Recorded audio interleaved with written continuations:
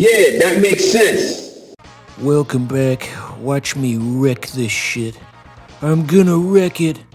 Just like in that funny movie from back in the day. Did you guys ever... Stupid fucking neighbors are talking outside. Hopefully that's not audible. Did you guys ever watch Wreck-It Ralph back in the day?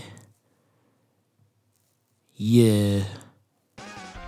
Sarah Silverman was in that one, and maybe like a year later she was at a Comedy Central roast and she got lots of flack for being in Wreck-It Ralph. And that one hairy Jewish man, I forget his name, he was saying, that Wreck-It Ralph, that's what guys do to Sarah Silverman's big fat pussy.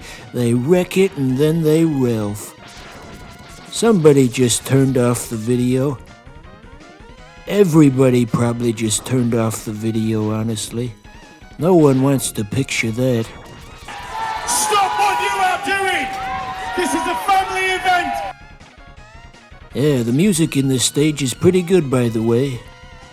I was gonna put in like a little video in the corner of the screen of a fat guy doing an air guitar, but it's like, oh, he just looks like he's jerking off, so maybe let's not put that in the video. But anyway, it's Mega Man, super fighting robot, fighting to save the world. Those are the lyrics to the cartoon, I assume. I never saw it because it came out in like the 80s. The Ruby Spears Mega Man cartoon. I saw Pan Pizza's review of it at least. It had that funny logical inconsistency where the conflict of the episode was the villain. He turned all of the townspeople into lions. And then they had a scene where there was like the evil palace with two lion guards outside. And so Mega Man shoots the two guards, and Pan Pizza was narrating, and he said, "Mega Man, what are you doing? Those are still people, stop it."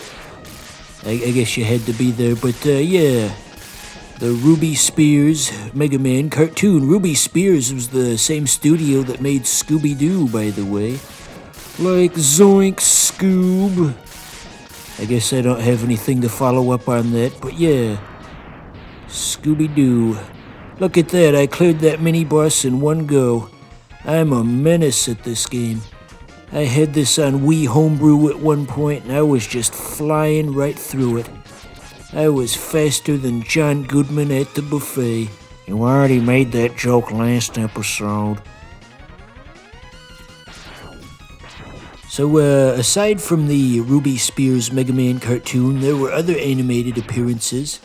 He was also in Captain N, the Game Master. There were many strange creative decisions made in that one. There's the obvious thing with like the characters look nothing like what they're supposed to look like in the games. Then also, Captain N Mega Man just sounds like he smokes 50 packs of menthols a day. I don't know why they gave him that voice. He's all, "We gotta stop the bad guys." You know how it goes. It's like, what was lost in translation when they made Captain N? What was lost in translation? That's like in if they made like a Mario cartoon that was like wildly inaccurate to the games, even more so than what they already did. It was already wildly inaccurate, but if it was even worse than that, if like, imagine if in the Mario cartoon they made Mario just like a 400-pound Asian lady with lots of piercings. It's like, where did this come from? This wasn't in the model sheets. Not that there's anything wrong with that. We like diversity and inclusion. Well, actually, it's the 1980s, and no, we don't. No, we don't. You get back to that editing bay and you make Mario look accurate right now, underpaid animation staff. Go do it.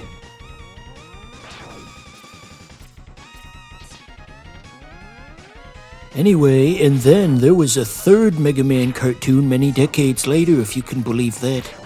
They had one on Cartoon Network that was computer animated, and the release of it was incredibly poorly timed, I must say, because it came out in like 2017 or 2016, which would have been a time in which there were no accompanying games that you could also buy. So from a marketing standpoint, that's just a masterclass in poor timing. Just imagine you're just some dumbass kid in 2017, and this cartoon is your first introduction to Mega Man, and it's like, wow, what other Mega Man memorabilia do they have? And, oh, there's nothing. Well, guess I'll just spend my money elsewhere, Capcom. I'll just spend my money elsewhere. Yeah. So that was Spark Mandrill. Not too bad. Not too bad. We're kind of running out of low-hanging fruit for the easy bosses, though. All of the bosses that are left, those are some serious boys we gotta deal with. You might have noticed with Spark Mandrill, when he tries to fly at you with a punch, it's just like a fixed height that you can very easily jump over. And we will not have such luxuries again. We're gonna have variable heights we gotta jump over with what the hell's his name? They're gonna put it on the screen. With Armored Armadillo, we're gonna have like a variable height when he rolls at us. And that is not gonna be good for anybody. That's not gonna be good for business. That's not gonna be good for anybody. I need newer references. God damn, that was like 35 years ago that episode came out.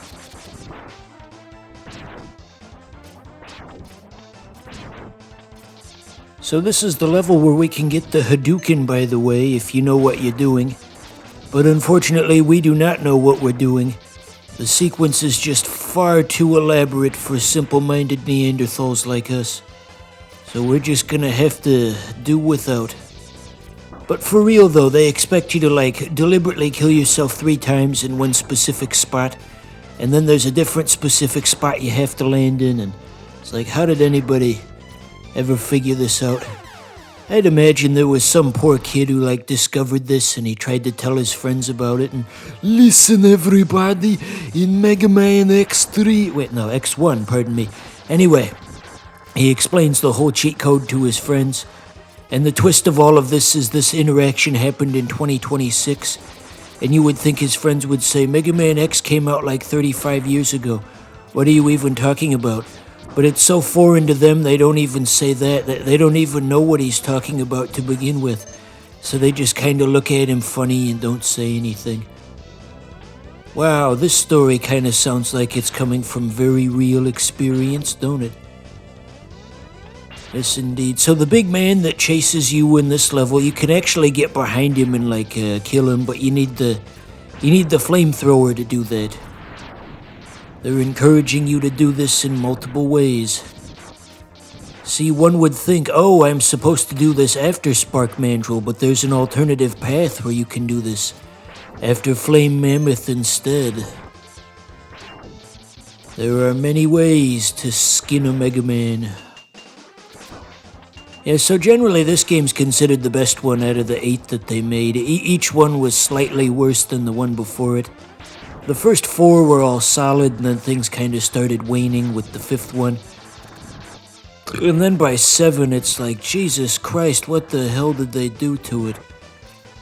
Vanishing Gungaroo was the stuff of nightmares.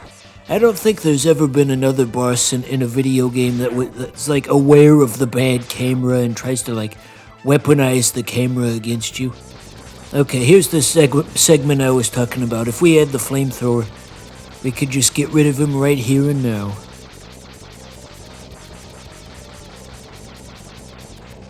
And there's another thing we can't reach. Backtracking is encouraged. They don't want you to return this to Funko Land after 2 hours, and I already beat the game. Give me my money back. Give me my money. We're gonna have to do a whole episode of nothing but backtracking just to get all these collectibles later. And that's possible. If you can make that jump, that's how you get the Hadouken, assuming you've done the thing where you kill yourself 3 times, and you know how it goes. Okay, so here we go with ArmorGames.com Modillo. In real life, armadillos are actually quite vulnerable because you can just scare them and then they jump into the road and get hit by cars. But we have no such luck here. There was a whole song about it. I'm sure you're familiar with it. Yep, that variable jump height gets us again. God motherfucking damn. Well, I guess we'll try that one again next episode. What's the theme of Spark Mandrill, by the way? What's the connection between monkeys and electricity? There's something to chew on. Anyway, good night, everybody.